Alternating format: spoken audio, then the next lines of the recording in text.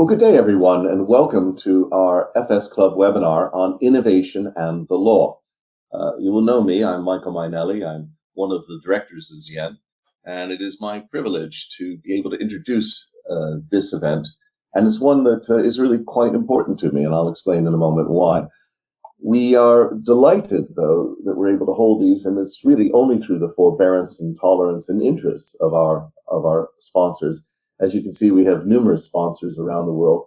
Uh, Anything to do with technology, economics, finance, and today the law is, of course, of great importance to them. The rule of law is the basis for the financial centers who sponsor us. Law systems are provided by many of our sponsors as well. And we're going to come on to some of the issues to do with technology and the law in this session. Now, I'm not going to introduce our speakers, Sam Mueller coming in today from the Netherlands and Michael Grant coming in from distant London. We are here really to get into the subject matter, and I am here to get out of your way and let you hear from the experts. But if you'd like to refresh your minds on their CVs, they're on the website and on the email that was sent to you. I'd just like to start with a personal statement that this year I am Sheriff of the City of London, and my theme has been promotion of the rule of law. And as a business person, resident, believe it or not, in the Old Bailey, sitting above 18 courts in my apartment or with something like 400,000 square feet of judicial space, I've been on a bit of a crash course. And crash course is, I think, going to be the theme today. It's often said that innovation only happens when your back's to the wall. And this year, the the cloud video platform project that had been languishing in the courts, it was a project really to get all of the courts connected. It was being risk managed, i.e. it was going very slowly. And suddenly, in March, the project was fast-tracked when the first lockdown suspended new jury trials. Urgent and essential hearings in the Old Bailey were suddenly conducted through Skype. It took a while to ramp up the tech and training, but instead of years, the project was complete by early summer. By taking on a bit of risk, tossing out parts of the procurement rulebook, the recorder's team achieved great rewards. So this is an opportunity, I think, to talk about how the law might be refounded. Now, we're going to have two sessions here. First, Dr. Mueller is going to talk about his experiences over at HIIL. He'll be speaking for about 15 minutes or so. And then Michael Grant will be coming back in with a perspective more from technology and also from the UK. So with no further ado, Sam, if I may, the floor is very much yours. Thank you very much, Michael. Dear friends, on 22 October, 22 ministers of justice came together online for 90 minutes. Michael, you might show the slide of that. They were convened by the Minister of Justice for Canada and partners of the Pathfinders for Justice, which is a group of like-minded UN member states that focuses on Sustainable Development Goal 16, which includes justice. And they were asked to share what they were doing and what was worrying them in the current crisis. Now, for me, the simple fact that the meeting happened at all was in itself an innovation. We'd pushed very hard for it. The multiple crises that we're in, a pandemic, an economic recession, and a lot of political and social upheaval are too big and too unprecedented to deal with only at your national level. So all these ministers shared experience about moving more justice support and delivery online. They spoke of digital signatures, online applications, online hearings, mobile paying of fines, online mediation, electronic case files, online registration, 24/7 helplines, and a lot more. The Minister of Justice of Belgium spoke of a giant leap that he was envisaging to build a single digital platform for citizens with which they could interact with the whole justice system. Now, one side of me was very happy to hear all this. Something is clearly shifting towards online, digital, and towards simplification of justice systems. But another side of me was worried, because listening to these 22 ministers from all over the world, I heard very little about root causes and fundamentals. And the main point I want to make this morning is that, frankly, it would not be all that helpful for the world, in my view, if the existing systems were to be captured in digital stone. You see, there is evidence that on the whole, justice systems the world over are not delivering what they should and what they could. And this despite the promise of Sustainable Development Goal 16.3. And let me quickly read that to you. The heads of state and government of every single country of the world agreed in Goal 16 to promote peaceful and inclusive societies for sustainable development. And here it comes, to provide access to justice for all and to build effective, accountable and inclusive institutions at all levels. The British government, the Dutch government, the Tanzanian government, they all agreed to this. Next slide, Mike. In its widely acclaimed report, Justice for All, which was published last year, the Task Force on Justice that was set up by the Pathfinders I just referred to showed in a big meta-study that we helped pull together that in total 5.1 billion people, that's 2/3 of the world population, lack meaningful access to justice. 253 million people live in extreme conditions of injustice. These are people held in slavery, refugees with no rights at all. About 1.5 billion people, that's about 1/8 of the world population, have justice problems that they cannot resolve. And these are people like us with so-called ordinary civil, administrative, and crime-related problems. 4.5 billion people are excluded from the opportunities that the law provides. They, for example, lack identity. They don't know the law, or they live too far away from justice providers. With COVID-19 and the awful economic crisis that it's coming in its wake, all signs are that it's worse now. But the task force had a very simple message, which is now slowly gaining traction. Focus on prevention and resolution of justice problems, not on institutions. You need institutions to do that, but focus on prevention and resolution of justice problems. Focus on outcomes, and let that be your lodestar.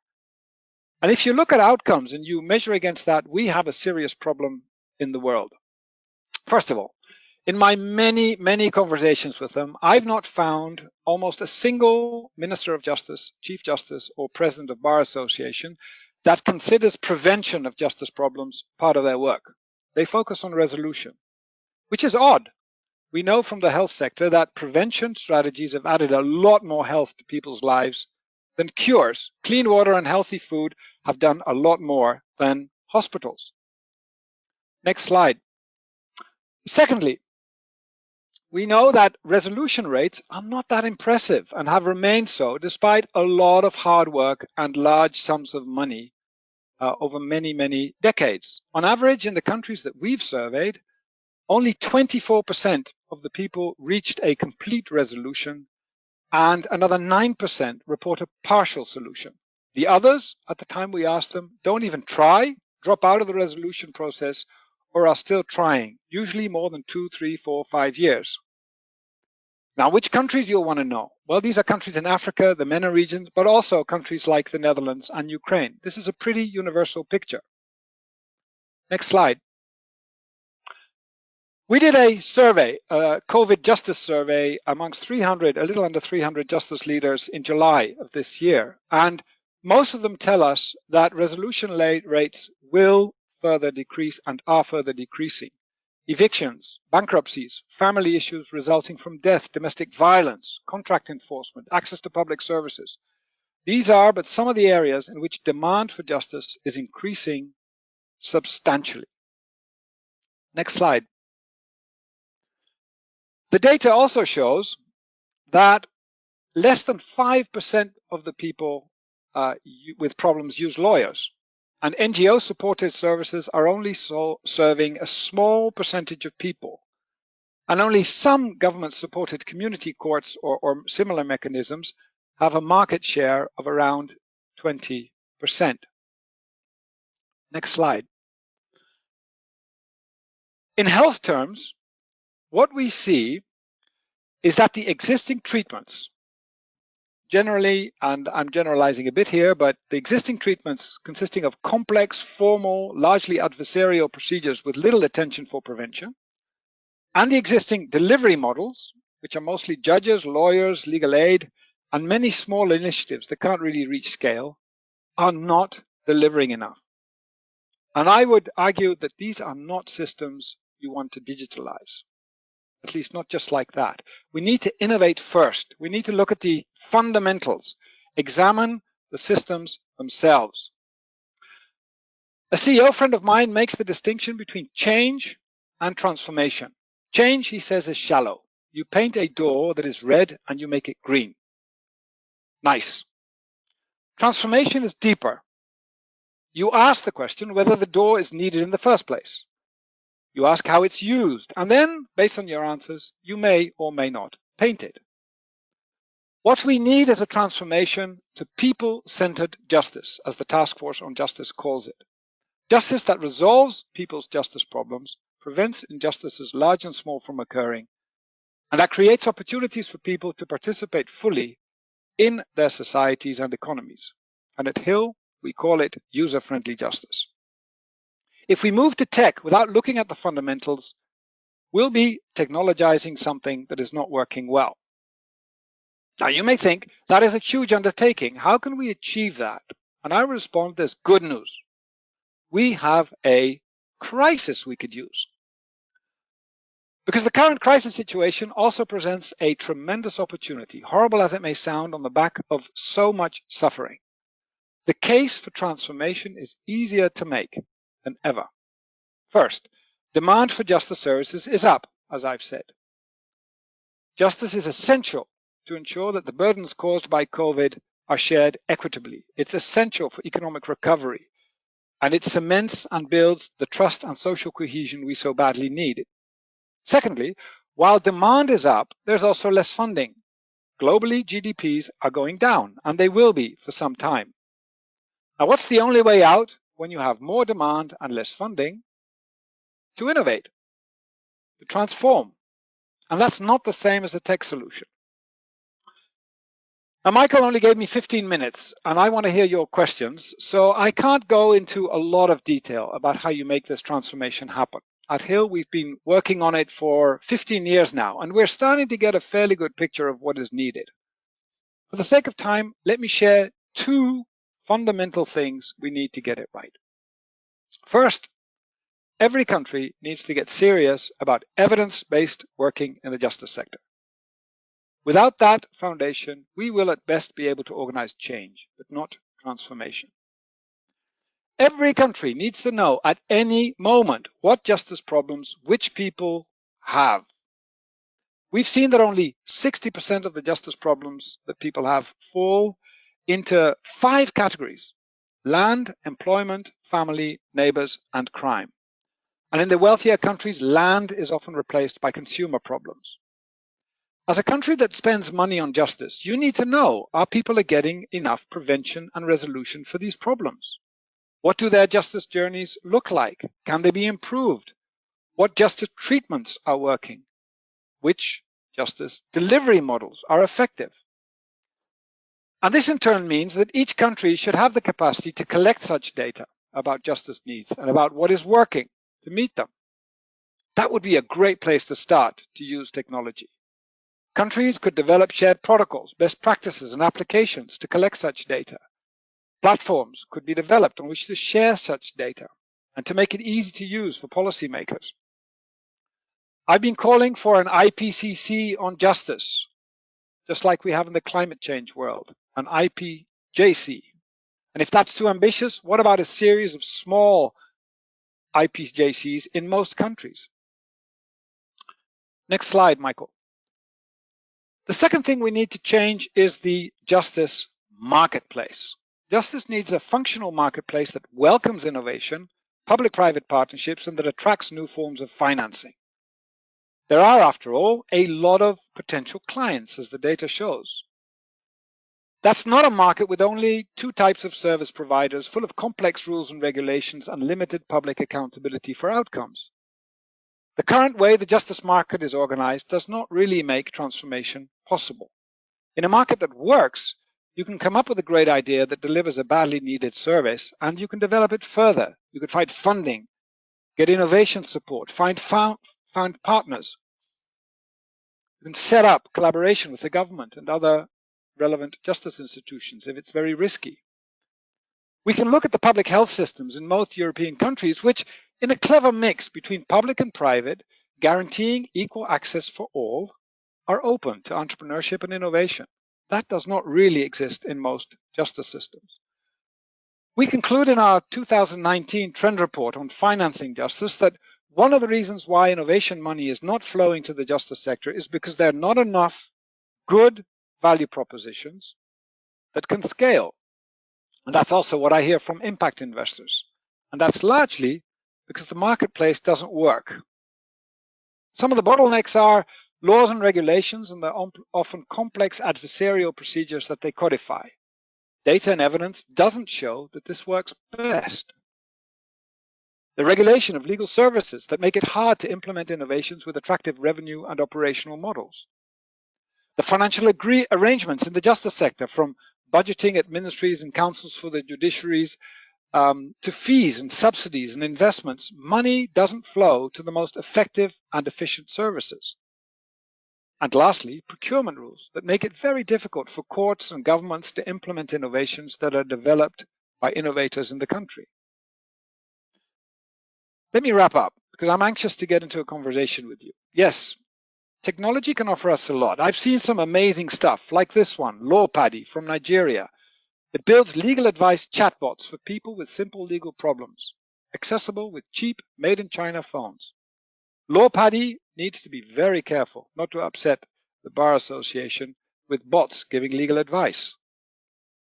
Next one, CrimeSync from Sierra Leone, that links all justice agencies that work with prisoners so that not a single prisoner could get lost in the system again. It was developed by a local tech entrepreneur at a fraction of the cost of the average case management system that the West often imposes on countries like Sierra Leone. How can it scale beyond Sierra Leone, where each justice ministry wants to custom make or buy its own legal system, often wasting huge sums of money in the process? Next one, Justice for Two, a user-friendly online tool for divorce that can be configured for many kinds of disputes and that runs in the Netherlands. The system organizes a dialogue that is based on the latest knowledge about effectively solving disputes. It's not adversarial, it's empowering, it's easy to use. It allows couples to co-develop a solution that is then checked by a lawyer and ratified by a judge. User satisfaction is high, higher than courts. But the Ministry of Justice will not formally endorse it, and the Bar Association will not embrace it. Last slide, Michael. Dear friends, the point I'm trying to make is we cannot stop at technology. Our systems, our justice systems, need a fundamental redesign, and technology is part of that, but only part of it. Thank you. Sam, that was fantastic. What a wonderful opening, and I can't agree more. How fair is justice if you don't have access to it? Michael, the floor is now yours.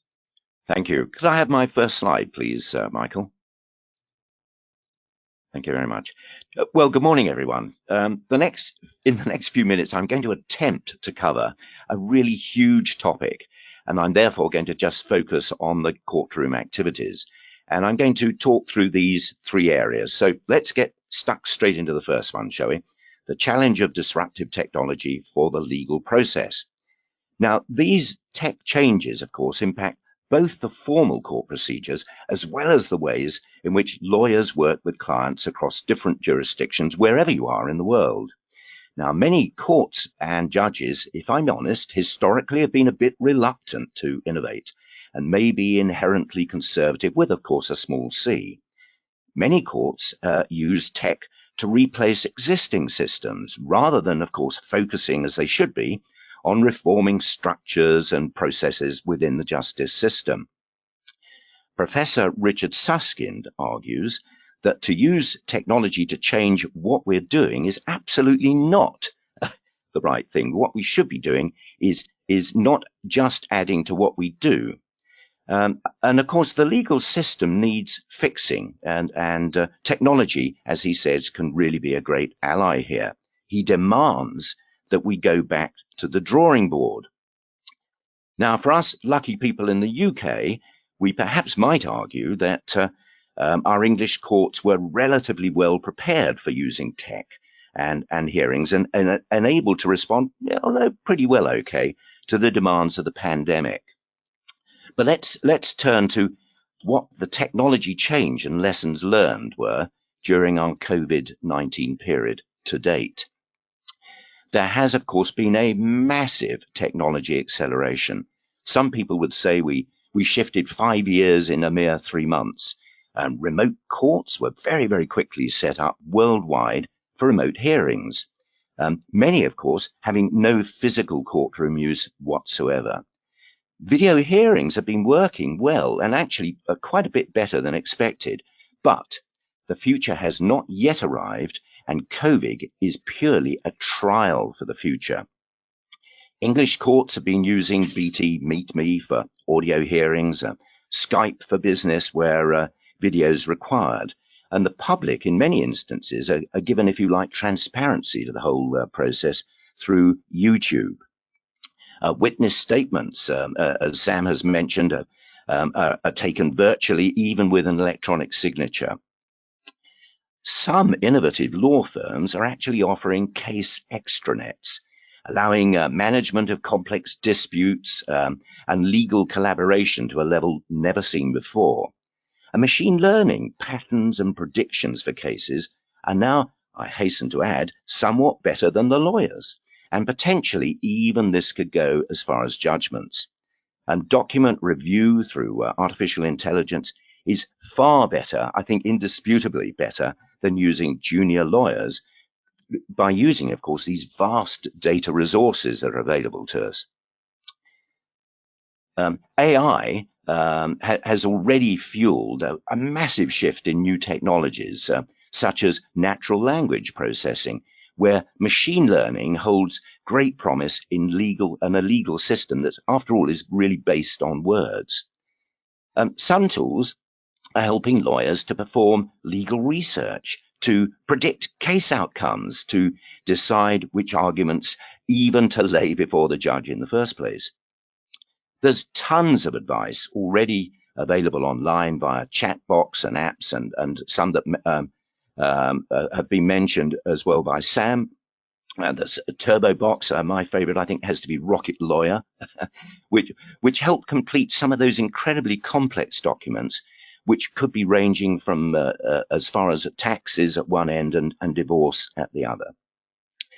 There are thousands of simple disputes which are being resolved with what I would describe as eBay systems, with arguments between buyers and sellers. And there's very, very little human intervention actually taking place in any of those at all, bringing e-justice through online dispute resolution, which I'm going to call in future ODR, very important. There's the formation of the Civil Money Claim Project has created a brand new online court for small claims. In Europe, some 47 states have unanimously decided to adopt ODR in their justice systems, which is, I think, great news. So, what lays ahead for technology and the legal process? Sam's already warned of this tsunami of back cases as a result of COVID-19. In Brazil alone, there are 80 million back cases to resolve. Some people have suggested those might take 300 years to clear. Only really technology can help turn that around. And this problem also exists here in the UK as well. The backlog is a massive challenge for the future. We can expect to see a greater use of pervasive, if perhaps controversial, face recognition systems that recognize emotions and honesty through a pure smile or even a frown on your face. There'll be much more focus on cybersecurity. I mean, after all, how are we actually going to control who attends or barges into some of these virtual court meetings? There'll be more use of data litigation analytics to support data-driven on risk claims, right the way through to avoiding disputes in the first place, that very important area that Sam mentioned. Blockchain will help hyperledger and smart contracts. And there'll be further advances in speech to text and, of course, text to speech, using multiple languages. Some have said that there's likely to be a hybrid approach for hearings in the future. Perhaps there might be a judge and a jury in a courthouse, or maybe the lawyers and the witnesses will be joining through video. And that, of course, can be done in many different ways. And as I understand it, is a much favored approach in the United States. Expect to see vital international standards being set for ODR through the International Council of Online Dispute Resolution. There'll be further tools to augment the quality and the actual effectiveness of lawyers' professional skills. And they'll be developed through further AI developments as well. So hopefully, I really mean this, hopefully there will be a greater focus on trust and reliability as more tech software evolves to be used in law. There might even be a new job role for IT technicians in every court to support the judges and, of course, the smooth running of the cases. Perhaps more importantly, there will be a change in legal culture. It's no longer just the grandchildren of the judge that can master Zoom and the laptop and a webcam, but of course the judges themselves. We will be developing tech systems to avoid future disputes and to replace the old ways of working. And as Churchill quoted, never let a good crisis go to waste. Thank you, Michael. It's very interesting but thank you, Michael. When I was working in the manufacturing sector in the late 70s and 80s, we had a mantra of simplify, then automate, and then try and integrate the systems together. And I'm wondering, could either of you suggest a big area that we could simplify in the law now before we got into the IT systems that might support it? Well, Michael, that's a really good question. So the thing that really annoyed me with in that ministerial session is that the ministers that were advocating for simplification, which some of them were doing so because they had learned that digitalizing these very complex procedures cost a lot of money and was very, very hard to do. They were not saying that because the justice clients of the world want simplification. They were not thinking user-centered at all. That did not appear in their vocabulary anyway. And that's where we should start. The average person that goes through the average divorce or the average bankruptcy or any legal procedure, it is too complex.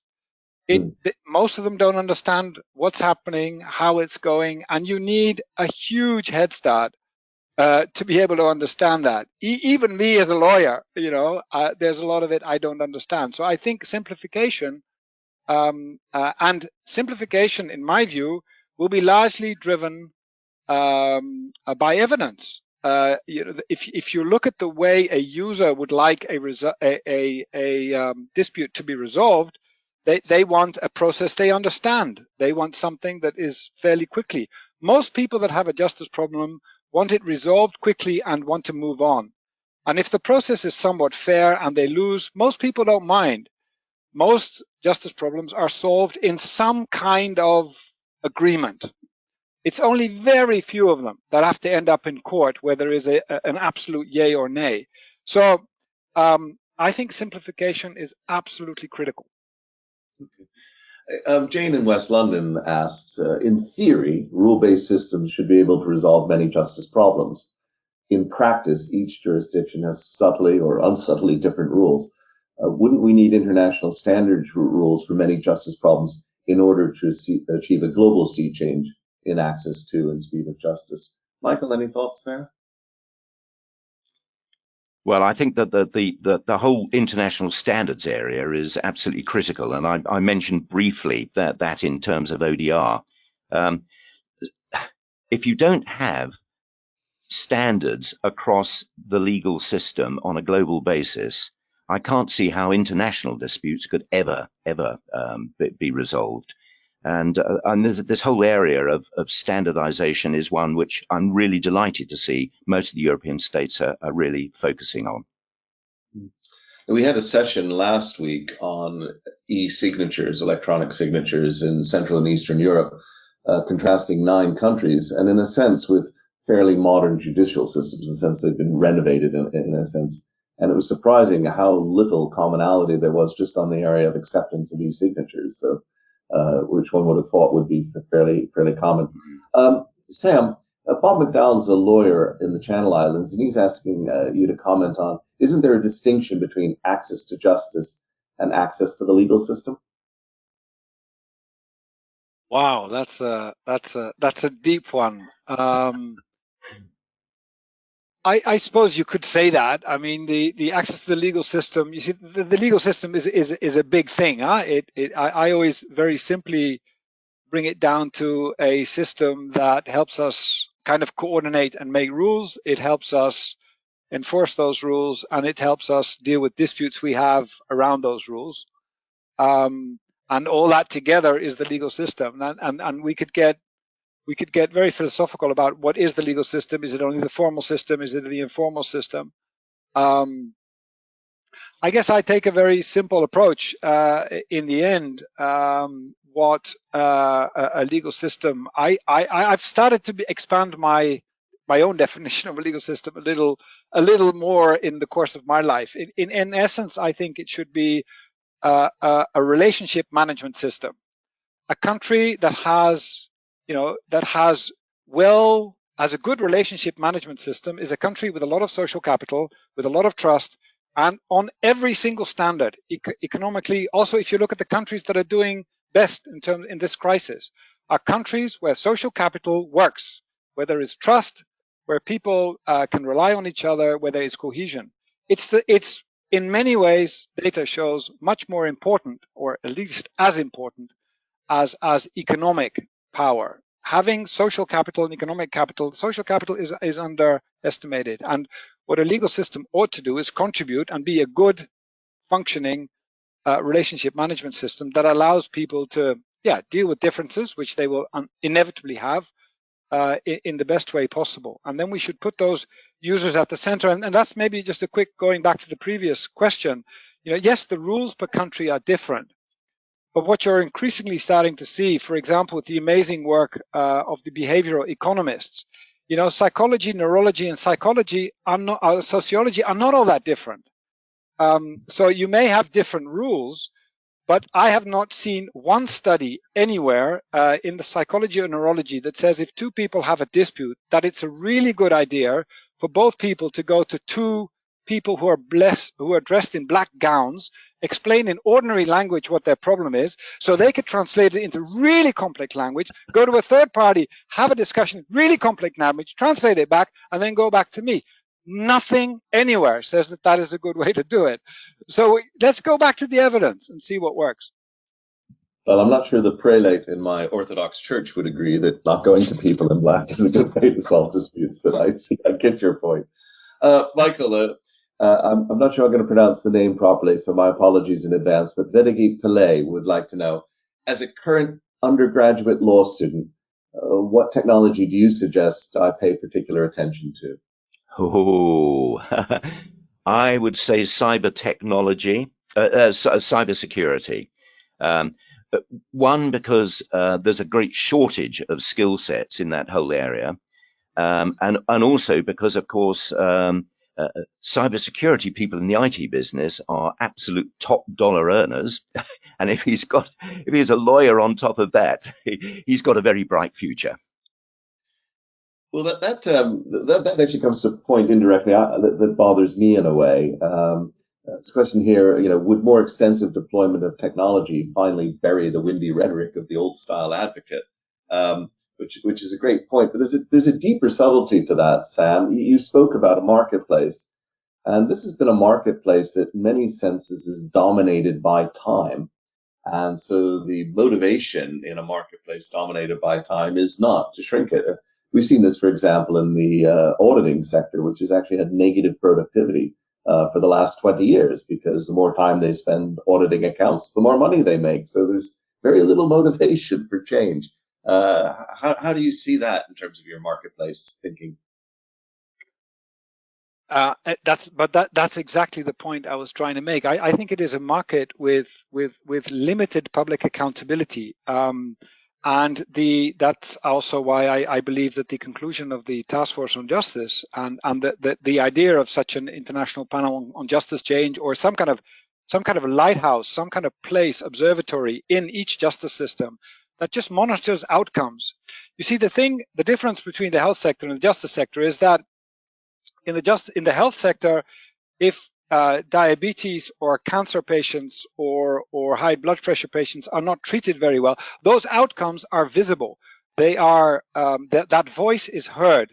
There are in each country associations of cancer patients who then are able to put it out there that data is being followed.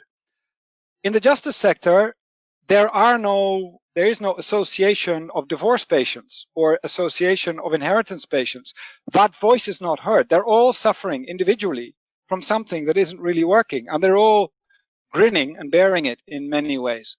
And we need to bring that voice in. So I think having in each country a place where you monitor outcomes, and there are countries, Niger, you will not believe it, one of the poorest countries in the world, where we now work. And I was invited by the Minister of Justice. We had a wonderful time in November last year. They have something called the États généraux de la justice, which is a grouping of all the main actors in the justice sector, formal system, informal system. And every year that États généraux de la justice comes together and looks at the report card, the scorecard, based on outcomes that the citizens are giving to the justice system. And that then is a way that they look at their next strategy. I don't know any other country that has done that. Now, is the measuring they do perfect? No. Is it always working? Is it low budget? There's a lot you could say about that, but I think that's really a good way forward. You distinguished, Michael, in your very opening remarks that you're talking about one area of the law, and a lot of people here are pointing out that civil justice differs from criminal justice, and also the role of precedent. One of the great things about justice is supposed to be precedent. And precedent is very hard to overturn. So there's a lot of questions there. And I personally have seen negative effects on technology. I take a particular area of discovery. We now have these automated discovery systems, and quite deliberately in large intellectual property cases, people are delivering, and I happen to know personally, 30 container loads of documents deliberately to bamboozle the opposition. All of those containers, 30 large containers, need to be scanned, put into your OCR systems, AI runs over it. The other party has to do similar. I mean, this is just kind of mutually assured destruction. And this is not a good effect of technology. So, do either of you see this? I mean, in the criminal area, there's at least a constraint on how much the public wants to spend, but in the civil area, it's out of control. What are your thoughts on rates of adoption in either area? Michael, I might start with you if that's okay. Well, without a shadow of a doubt, in terms of collecting data, facts, past cases, judges' views and opinions, and which cases have won or not been won, AI can be massively, massively helpful in predictions in that area.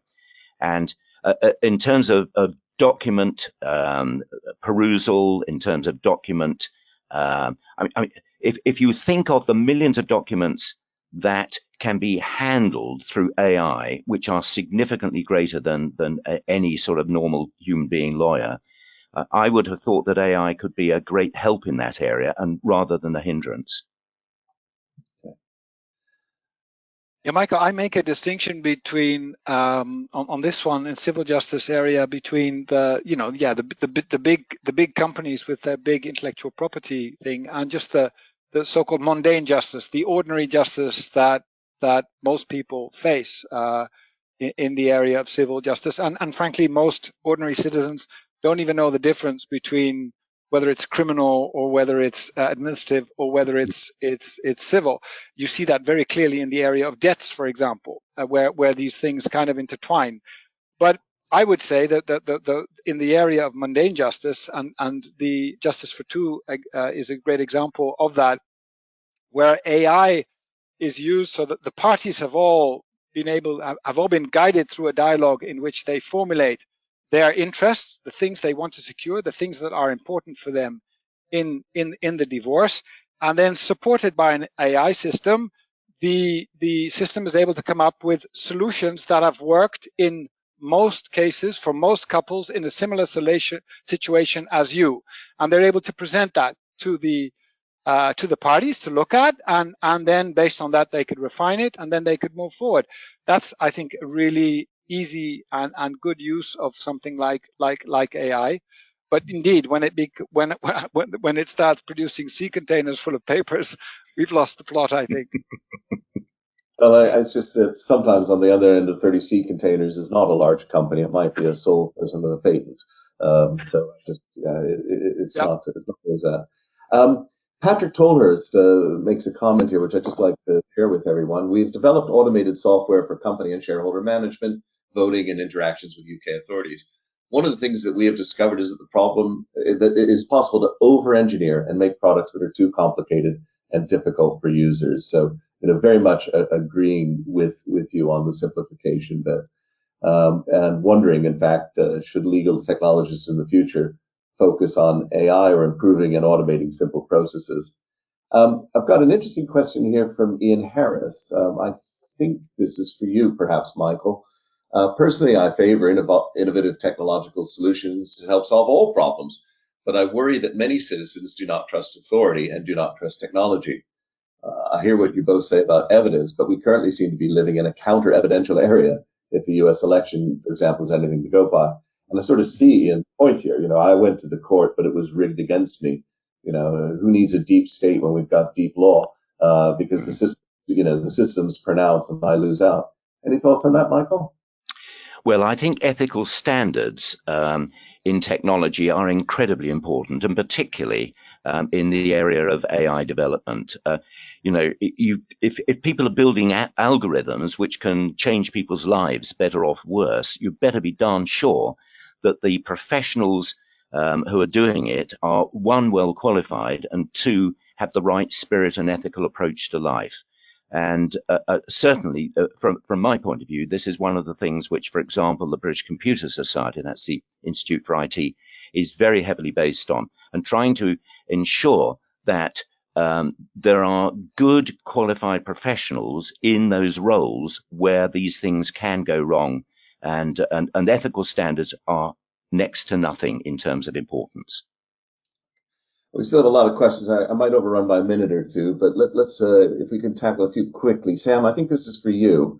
It's from Edwina Morton. There is some evidence that people can be pushed into less formal justice procedures in ways that disadvantage them.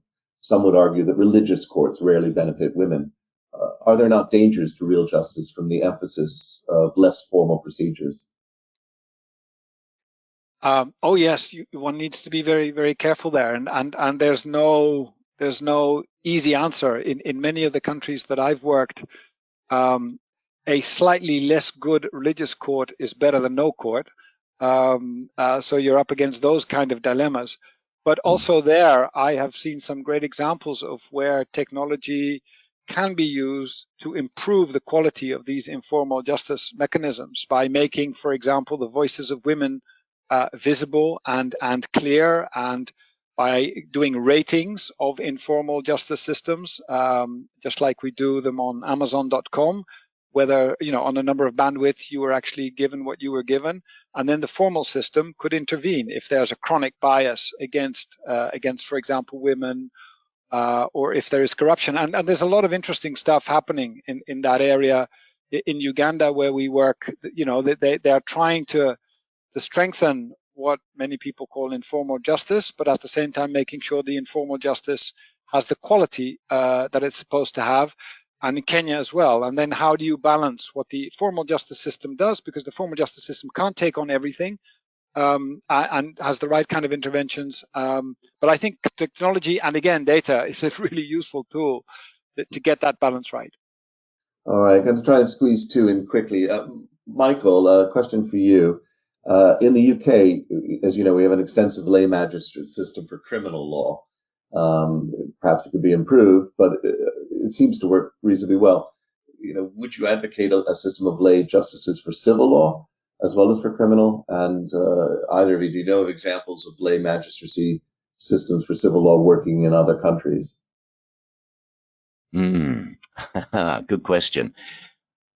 I don't see from a technical perspective why one shouldn't apply this into both areas. I mean, lay people these days can be very technically orientated.